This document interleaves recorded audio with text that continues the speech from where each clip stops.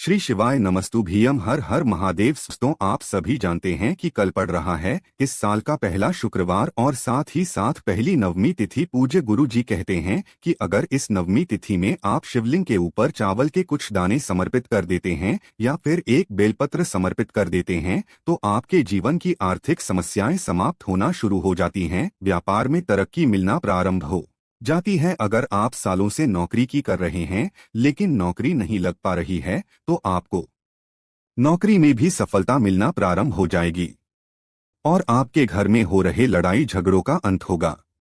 अगर आप किसी भी कार्य में सफलता नहीं प्राप्त कर पा रहे हैं तो गुरु जी ने कहा कि ये चावल के दाने आपके जीवन के सारे संकटों को समाप्त करके सुख, समृद्धि तथा मान सम्मान, ऐश्वर्य की प्राप्ति कराना शुरू कर देते हैं।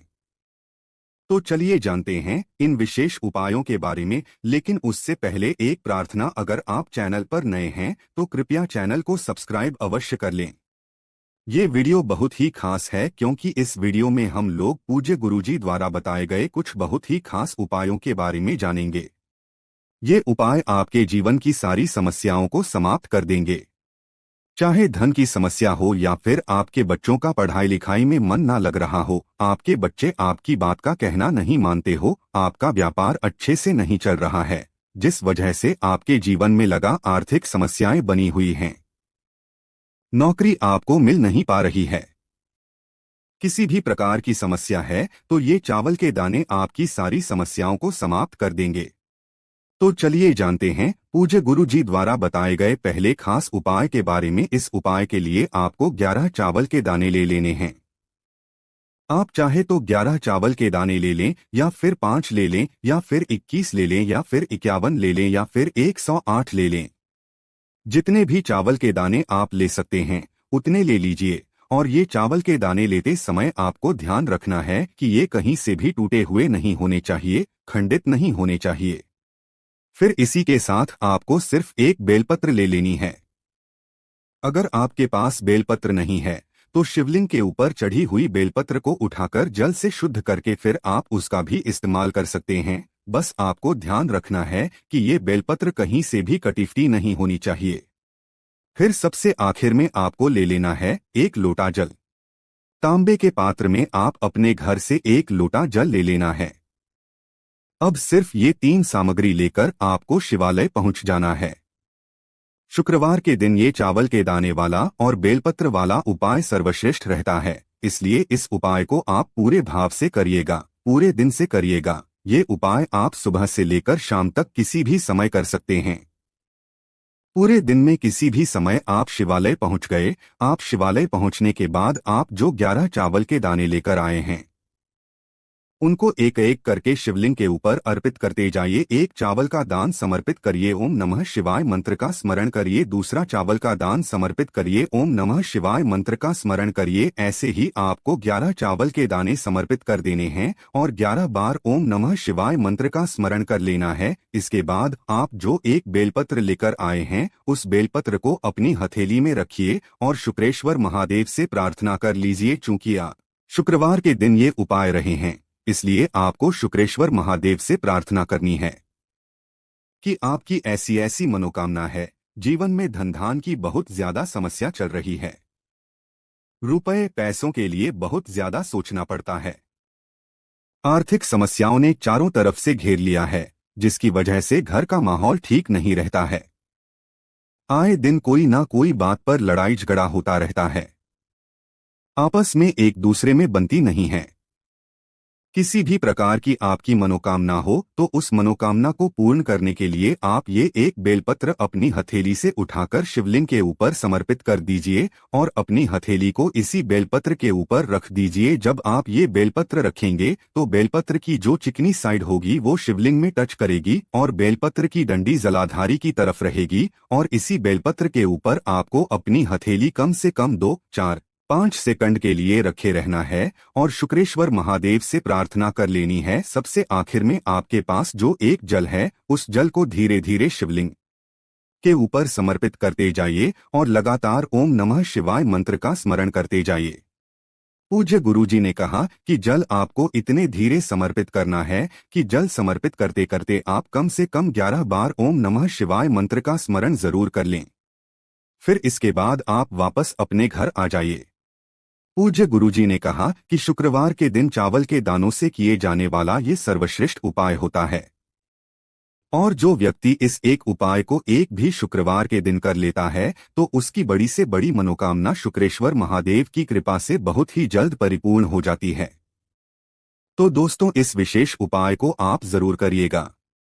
अब जानते हैं गुरुजी द्वारा बताए गए दूसरे उपाय के बारे में। ये उपाय उन लोगों को करना है जिनके व्यापार में बहुत ज्यादा समस्या चल रही है, व्यापार अच्छे से चल नहीं रहा है, जिसकी वजह से घर में धन की प्राप्ति नहीं हो पा रही है, धन की आवक बिल्कुल रुक गई है, कहीं से प्राप्त नहीं हो पा रहा है, 10 रुपए खर्च करने से पहले भी कई बार सोचना पड़ रहा है।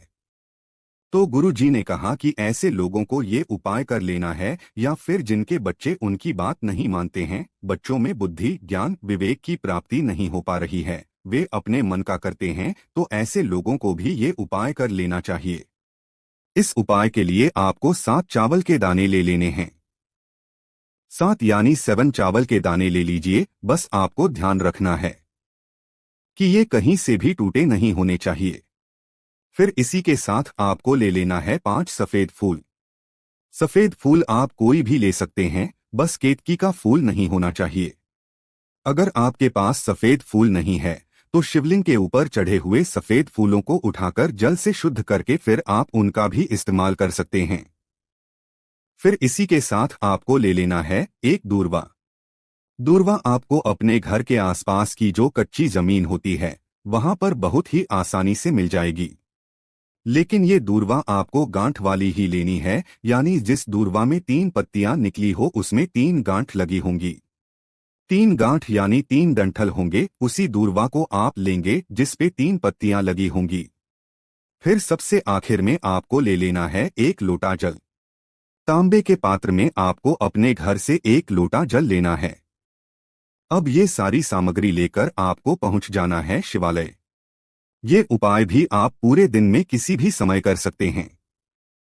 शिवालय पहुंचने के बाद आप जो ये सामग्री आए हैं इसको एक एक करके इसी एक लोटे जल में डालते जाइए। पहले आप 7 चावल के दाने डाल लीजिए और ओम नमः शिवाय मंत्र का स्मरण कर लीजिए। फिर इसके बाद आप 5 सफेद फूल जो लेकर आए हैं उनको डाल लीजिए और ओम नमः शिवाय मंत्र का स्मरण कर लीजिए। फिर इसके बाद आप जो एक ध्रुवा लेकर आए हैं उसको भी इसी एक लोटे जल में डाल लीजिए और ओम नमः शिवाय ब्रह्मा का स्मरण कर लीजिए। फिर अब आपका ये एक लोटे जल का मिश्रण तैयार हो गया है। इस मिश्रण को आप शिवलिंग के ऊपर धीरे धीरे समर्पित करते जाइए और लगातार ओम नमः शिवाय या फिर श्री शिवाय नमः या फिर शुक्रेश्वर महादेव, इन तीनों में से किसी भी एक का स्मरण करते जाइए। पूज्य गुरु जी कहते हैं कि आपके बच्चों में बुद्धि ज्ञान की प्राप्ति के लिए तथा आपके अपने व्यापार को बढ़ाने के लिए ये उपाय सर्वश्रेष्ठ रहता है, इसलिए आप इसे शुक्रवार के दिन जरूर करिएगा। अब जानते हैं गुरुजी द्वारा बताए गए सबसे के बारे में। ये उपाय आपके जीवन की आर्थिक समस्याओं को समाप्त करेगा। अगर आपको अपने घर में धन प्राप्त नहीं हो पा रहा है, दुर्भाग्य लगातार बना हुआ है, कोई ऐसी बाहरी शक्ति या कुछ भी ऐसा पूर्व का प्रारब्ध जो आपको धन प्राप्ति के रास्ते में रोड़ा बन रहा है, माता लक्ष्मी की कृपा प्राप्त हो ही नहीं पा रही है, तो फिर आपको ये विशेष उपाय जरूर कर लेना चाहिए। इस उपाय के लिए आपको एक दीपक ले लेना है। आपको या तो मिट्टी का दीपक ले लेना है या फिर अपने घर पर शुद्ध आटा उसका दीपक ले लेना है। इस दीपक में आपको घी का इस्तेमाल करना है और साथ ही साथ लंबी रुई की बत्ती का प्रयोग करना है। फिर इसी के साथ आपको ले लेना है एक हरी इलायची। अब ये सारी सामग्री लेकर आपको पहुंच जाना है अपने घर पर तुलसी जी के पौधे के सामने। इस उपाय को आप शाम को करेंगे। शाम को जब सूर्यास्त हो जाते हैं तो फिर उसके बाद ही आप इस उपाय को करेंगे। तुलसी जी के पौधे के सामने पहुंचकर सबसे पहले आप एक काम करेंगे, ये दीपक तुलसी जी के पौधे के नीचे रख, लेकिन नीचे रखते हुए आपको एक बात का ध्यान रखना है कि आप थोड़ा सा दूरी पर रखिएगा जिससे तुलसी जी की पत्तियां झुलसे ना, उनको जलन ना हो, इसलिए आप इस दीपक को थोड़ा सा दूर रखिएगा। कोशिश करिएगा कि किसी प्लेट में रख दीजिएगा या फिर चावल के कुछ दाने बिछाकर उसके ऊपर रख दीजिएगा। इस दीपक को ऐसे मत रखिएगा। फिर इस दीपक को प्रज्वलित कर लीजिए और कम से कम 11 बार ओम महालक्ष्मी नमः इस मंत्र का स्मरण कर लीजिए। और फिर ये एक हरी इलायची जो आप लेकर आए हैं उसको दीपक में डाल दीजिए। फिर माता लक्ष्मी से प्रार्थना कर लीजिए कि मेरे जीवन में धन प्राप्त नहीं हो पा रहा है, जिसकी वजह से बहुत ज्यादा आर्थिक समस्याएं हैं, और फिर आप वापस अपने घर आ जाइए।